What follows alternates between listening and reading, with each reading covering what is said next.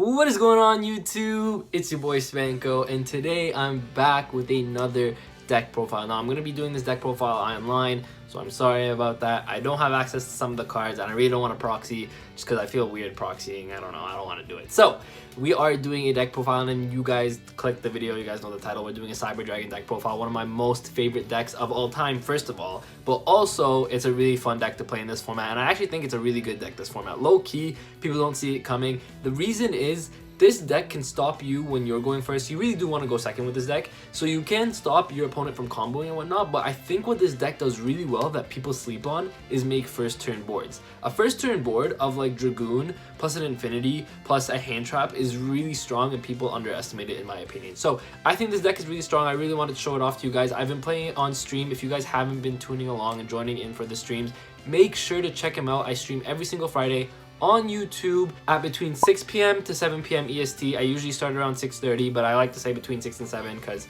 I don't know, if I'm good earlier, then I'll start at 6. If I need some time, I'll start at 7. But you know, between 6 and 7 p.m. EST, I stream every single Friday. We do deck testing, we do duels, we do deck building, whatever it is that you guys want for the week. I usually ask a couple nights before on my community tab. So if you guys want to join in, I would love to have you there. Make sure to hit that notification button to know every single time I'm streaming and every single time I upload a video. And if you guys haven't already, make sure to like this video and subscribe to the channel if you are enjoying the content. I really hope you guys are enjoying the content.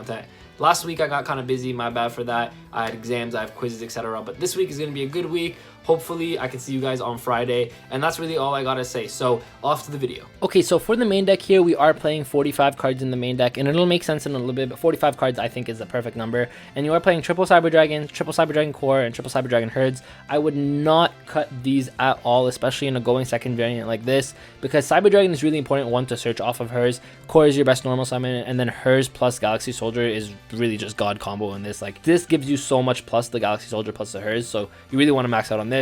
You're only playing one Nashter because going second, you actually don't need the Nashter as much as you think it is. Nashter is really good for follow-up plays. However, if you are going first, so let's say you're going to be going first, the minimum board that you usually end on is Infinity plus Dragoon, right? If you end on an Infinity plus Dragoon, you really only want Nashter on the next turn so that you can OTK your opponent. So Nashter is only really good in those situations, whereas you really do want to go second with this deck inherently anyways. So going second Nashter isn't that great for you. It's a good extender, yes, here and there, but it's not the best card, and in my opinion, it's just better to draw different things. It's a good name, that's why you still want to play it as one of. The card is still really good, don't get me wrong, but I think one of is just perfectly fine. Obviously double Galaxy Soldier now as well, just for the hers play. You don't want to play triple. I think triple is too much, and you can search it with your repair plan anyways, so I think Galaxy Soldier is fine at 2. We are playing one Overload and one Cyberload. Now Overload Cyberload is really insane, and funny enough, a lot of people don't realize that Overload plus Cyberload mixed together or paired together is insanely strong. And the reason for that is, if you Overload Fusion, banishes a bunch of stuff, and you summon your Chimera Tech, right? Okay, that's cool.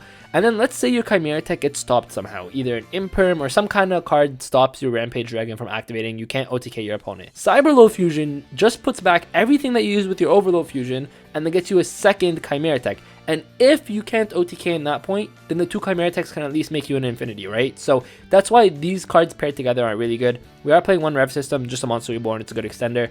One Repair Plan only. This is because you can obviously search it off of the core if you need to, but on top of that, you need to have a Cyber Dragon in your graveyard, so it's really better turns 2, turns 3, etc, etc. However, obviously you can just normal summon core, make Al Mirage, and then activate the Repair Plant. So it's not like it's dead turn 1, but it's just one of those things where you don't necessarily need it turn 1. Whereas Cyber Emergency obviously is a 3 of, it literally adds anything to your hand that from your deck. So like, why would you not play 3 Cyber Emergency, right? So you gotta max out on this. You are playing triple Machine Dupe. This is actually god combo as well with core. Like, you get core plus a double Cyber Dragon. Like, that's so nasty. Like, how are you gonna tell me that's not nasty? That's just nasty, right? One Monster Reborn, just an extender. Now obviously Cyber Rev System is also technically kind of like a Monster Reborn, but you have to specifically summon a Cyber Dragon, whereas Monster Reborn just obviously summons anything. So obviously you're playing this just an extender. And for the last, I guess, Cyber Dragon card of the deck is Cybernetic Overflow. Overflow is really good when you open your first turn combo, and let's say you know you have an Infinity plus Dragoons combo. Then with your core, instead of searching anything else you don't need, so let's say you search core plus like Cyber Emergency and you have the combo anyways, then you can core to just search the Overflow and then give you another form of disruption in that sense, right?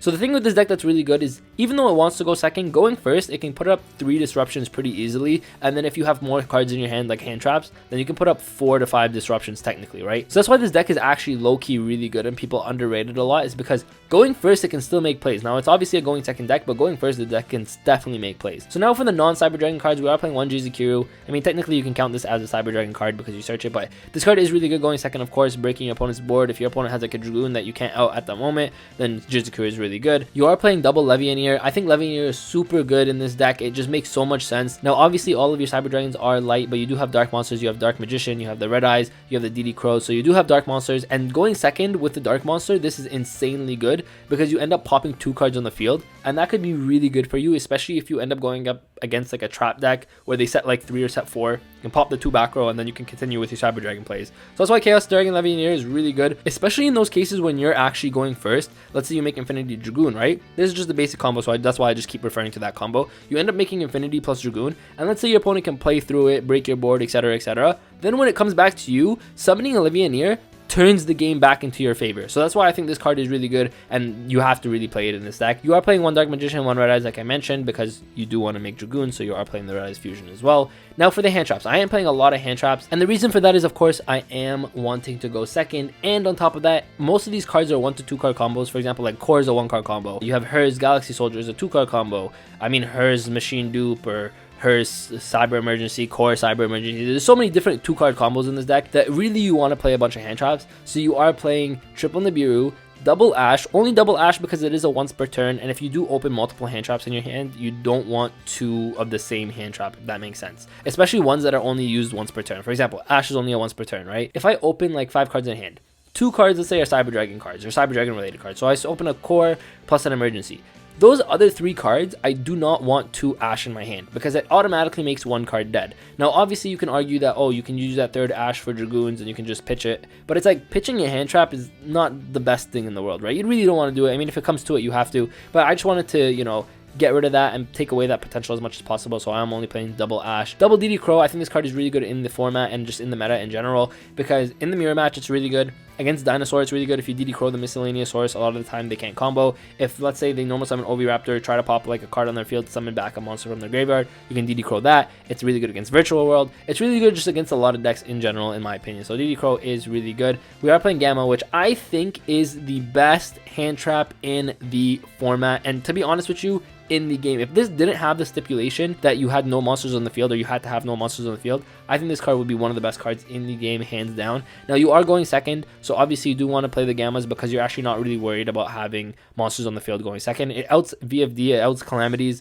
One of the major reasons why you play this is because a lot of the time your opponent will make Calamities plus a spell or trap card negate, this way that their Calamity doesn't lose to an Imperm, but Gamma is the reason that Calamity cries. Like, literally, this card is so good, so that's why I really wanted to play it. On top of that, it is a light. If I open multiple of it, the thing is, this isn't a once per turn, so that's why if they try to negate your first Gamma, you can have a second Gamma in hand and it works. But also it's a light, so if I need it for Galaxy Soldier, I could just pitch it off a Galaxy Soldier if I really needed to. Then you're obviously playing one Driver for the Gamma package, obviously. We're playing triple Imperm because you are going second, and we're playing one Heartbeast Feather Duster. Obviously this makes sense because against those back row decks, those really pesky back row decks, you really just want to start off your turn by getting rid of all their cards, and then you can continue. Imagine an opponent sets 5 and you just Feather Duster. Like, you're going to OTK your opponent, right? So you pretty much win the game with just Heartbeast Feather Duster. So that's why you really wanted to play this. If you really didn't want to play this and you wanted to play like a 3rd Ash, you could do that as well if you wanted to, but it only makes sense to play Heartbeast Feather Duster in my opinion. Now off to the extra deck. I mean, it's pretty standard, pretty simple for the extra deck. You are playing one Mega Fleet and one Chimera Tech Fortress. You really don't need multiples of these now. In few formats, like a long time ago, you would play multiple of these, but you don't really need it as much anymore.